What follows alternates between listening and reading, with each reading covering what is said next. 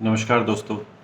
एक बार फिर एक नए उपविषय के साथ आदतों का निर्माण कैसे होता है, इस पर हम आज बात करेंगे। एक छोटा सा 5-7 मिनट का संवाद मैं आपसे करना चाहूँगा। और ये बड़ा ज़रूरी है पेरेंटिंग के एस्पेक्ट में कि हम ये सोच पाएँ कि हमारे जो बच्चे हैं उनकी आदतों का निर्माण कैसे होता है। और ये जो उपविषय है, मैं ये मान के चल रहा हूँ कि जो 2 दिन का बच्चा है पैदा हुआ है, वहाँ से लेकर 7 साल की उम्र तक किसी के घर में अगर नवजात शिशु है, 7 साल की उम्र तक का कोई शिशु है और ऐसे सभी अभिभावक जो प्लान कर रहे हैं कि हमारे घर में बच्चा होने वाला है, उनके लिए बहुत महत्वपूर्ण है। 4 अवस्थाएं होती हैं बालक के आदतों के निर्माण की। पहली अवस्था है सेंसेशन, जिसको हम कहते हैं संवेदना। मनोविज्ञान और जो विज्ञान है, साइकोलॉजी और साइंस है, वो ये कहते हैं कि बालक में पहले पहल जो है वो फीलिंग्स नहीं होती, भावनाएं नहीं होती, उसमें सेंसेशंस होती हैं। उसको कुछ दर्द होता है, उस वजह से वो रोता है या कुछ और चीज़ें होती हैं। पहली अवस्था है सेंसेशन, दूसरी अवस्था है फीलिंग्स, तीसरी अवस्था है वर्बलाइजेशन और चौथी अवस्था है जिसको हम कहते हैं क्रियाएं, एक्टिविटी। ये 4 अवस्थाएं हैं जो एक पड़ाव के बाद दूसरे पड़ाव पर आती जाती हैं और धीरे धीरे बालक की जो आदतें हैं, हैबिट्स हैं, वो डेवलप होती चली जाती हैं। इन पर हम बात करेंगे। तो मैं प्रारंभ करना चाहूँगा। एक बुक है जिसका नाम है biology of beliefs, Bruce Lipton की बुक है। उसको आप पढ़ें, उसमें आप पाएंगे कि हमारे जो धारणाएं हैं, हमारे जो बिलीफ्स हैं, वो कैसे बनते हैं। अमेजोन पर उपलब्ध है ये। तो वो आपको बताएगी कि आप बालक की जो तरबियत है, जिसको हम कहते हैं कि उसकी परवरिश है, वो कैसे करनी है, उसके बारे में बताना है। प्रारंभ मैं करूँगा, जैसे मैं बता रहा हूँ। पहली क्रिया है सेंसेशन। सेंसेशन कैसी होती है? बच्चे का रोना, भूख लगती है तब रोता है, दर्द होता है तब रोता है। और ये जो सेंसेशन है वो हैबिट में कन्वर्ट हो जाती है। वो कैसे होती है उस पर मैं थोड़ा सा बताऊंगा। उसमें सबसे बड़ा रोल होता है माँ का। माँ का क्यों? क्योंकि माँ सबसे पहला वो प्राणी है इस धरती के ऊपर जिसके वो संपर्क में आता है। और माँ से मेरा मतलब वो माँ नहीं जो जन्म दे रही है, कोई भी वो व्यक्ति। माँ या नाउन नहीं है, माँ या वर्ब है। वर्ब का मतलब जो मातृत्व की फीलिंग उस बच्चे को दे रहा है। कुछ बच्चे ऐसे भी होते हैं जिनकी माएँ एक विशेष अवस्था में उनके साथ नहीं रहती है, जन्म के दौरान या उसके बाद। तो उनके लिए वो व्यक्ति, वो पिता हो सकते हैं, वो दादा हो सकते हैं, वो दादी हो सकती है, वो बड़ी बहन हो सकती है, वो चाचा हो सकते हैं। कोई भी वो व्यक्ति जो मातृत्व का काम कर रहा है, वो माँ के रूप में आएगा। और वो जो सेंसेशन है वो फीलिंग में कब कन्वर्ट होती है? मान लीजिए एक छोटा बच्चा है, वो कहीं खेल रहा है, पास में माँ है, जोर का धमाका होता है। बच्चा उस धमाके को सुनते ही एक रिएक्ट करेगा, उनको सेंसेशन होती है। उस सेंसेशन से वो माँ की तरफ देखेगा और जैसे ही वो माँ की तरफ देखता है, वो ये देखता है कि माँ की इस धमाके के प्रति एक्सेप्टेंस है या नेग्लिजेंस है। वो उसको रिजेक्ट कर रही हैं, खारिज कर रही हैं।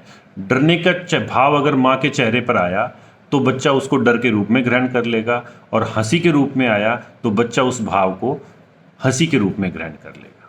बच्चा, मान के चलिए हमारे घर में ऐसा है जैसे कैमरा लगा दिया गया, आपके फ़ोन में कैमरा है या सीसीटीवी कैमरा है, वैसा ही है। वो हर चीज़ को कैप्चर कर रहा है। उसमें ये भाव बोध नहीं है अभी तक कि अच्छा क्या है, बुरा क्या है।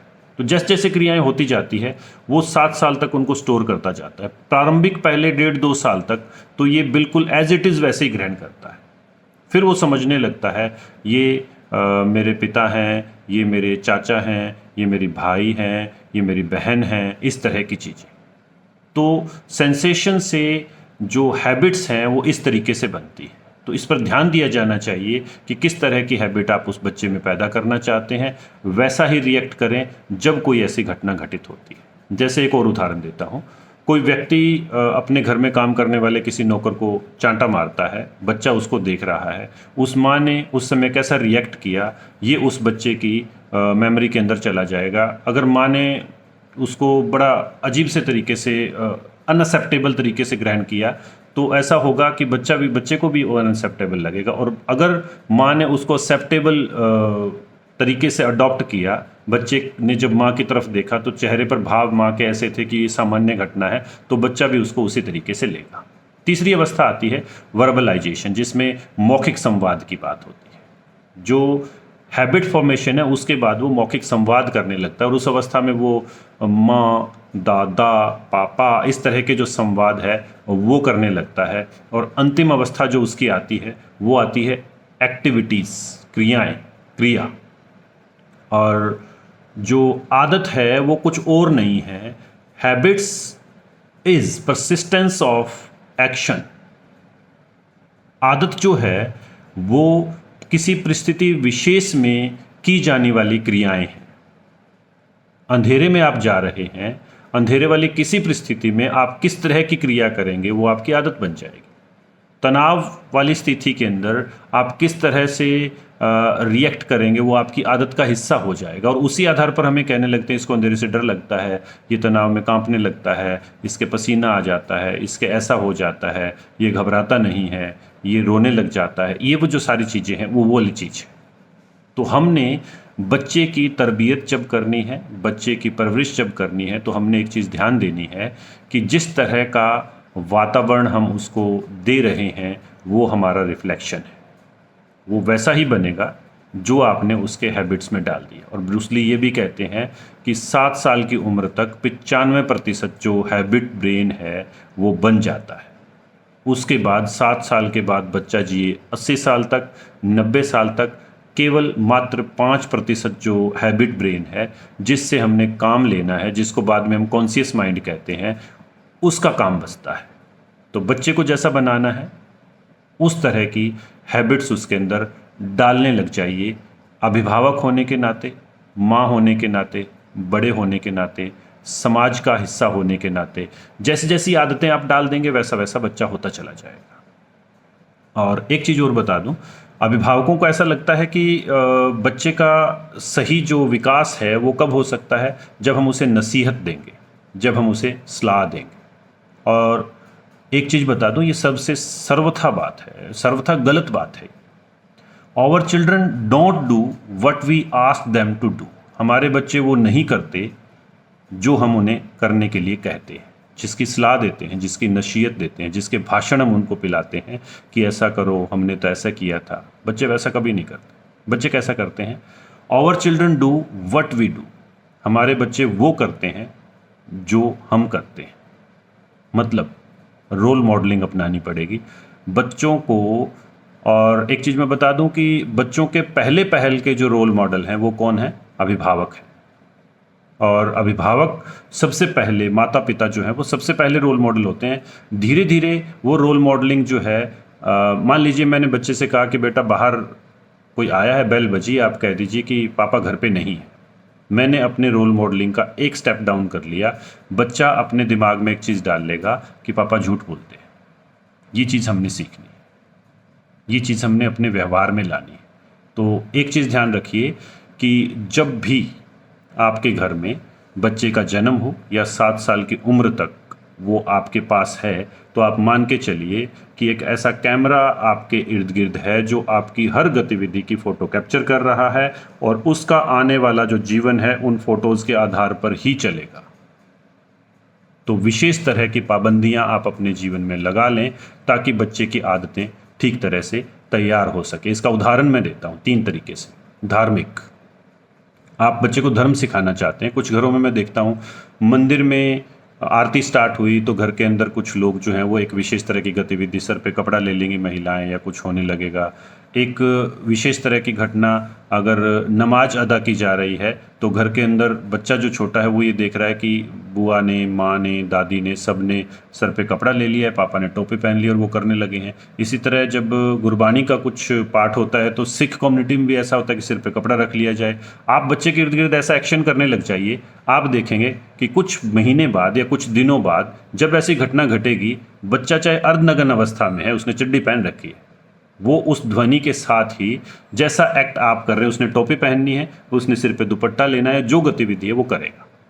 ये धर्म के आधार पर मैंने बताया। दूसरा, मान लीजिए घर में ऐसा माहौल है, पापा घर पे आते हैं, गेट के लात मारते हैं, भड़ाम करके गेट खुलेगा, उसके बाद खाना आता है, बर्तन फेंकते हैं, खाने के अंदर कमियां निकालते हैं, पति पत्नी के अंदर ऊंची ऊंची आवाज़ में संवाद होता है, रोना धोना होता है, मार पिटाई होती है।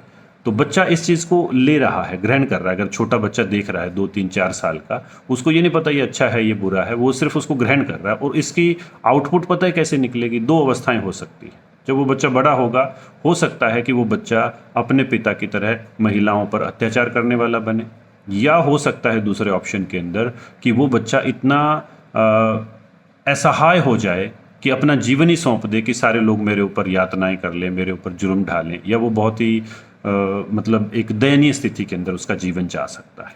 तीसरा, मैं बताऊं, संप्रेषण का उदाहरण देता हूं कि किस तरह से हम रोल मॉडलिंग से ये चीज़ सिखा सकते हैं। मान लीजिए मेरे घर में, आपके घर में, किसी के घर में हम बात करते हैं, तो हम बच्चे के साथ संवाद करते वक्त एक चीज़ ध्यान देते हैं कि हम सबको ना आप कहकर या साहब कहकर इस तरीके से बुलाते हैं। तो बच्चे का जब विकास होगा वाणी का, वो उसके कान उसको सुनते सुनते हैबिचुअल हो चुके हैं कि हमने सम्मान के साथ संवाद करना है। तो वो बच्चा भी क्या करेगा, जब उसको उच्चारण आएगा तो वो उसी तरीके से उसका संवाद होगा।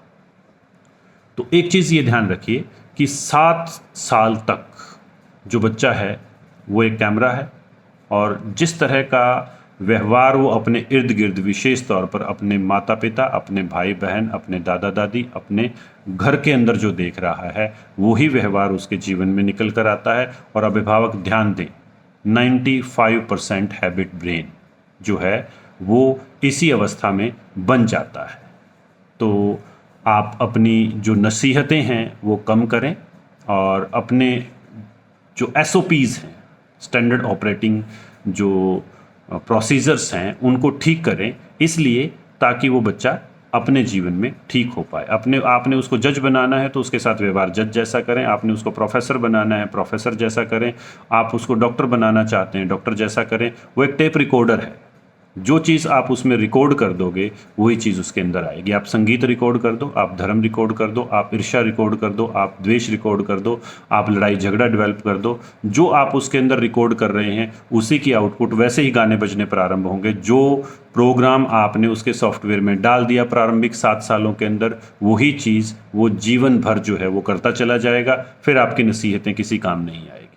तो आज के वीडियो में मेरा एक अनुरोध कि रोल मॉडलिंग पर ध्यान दिया जाए, नसीहतें कम से कम की जाए। अपने प्रारंभिक 7 साल भगवान जब हमें बच्चा देता है तो वो हमसे एक अपेक्षा करता है कि इन 7 सालों के अंदर आप अपने घर में, अपने व्यक्तिगत जीवन में कुछ चीज़ें ऐसी निर्धारित कीजिए जो इस बच्चे की आदतों को ठीक दिशा में ले जाए। आशा करता हूँ आप इस पर अमल करेंगे। धन्यवाद।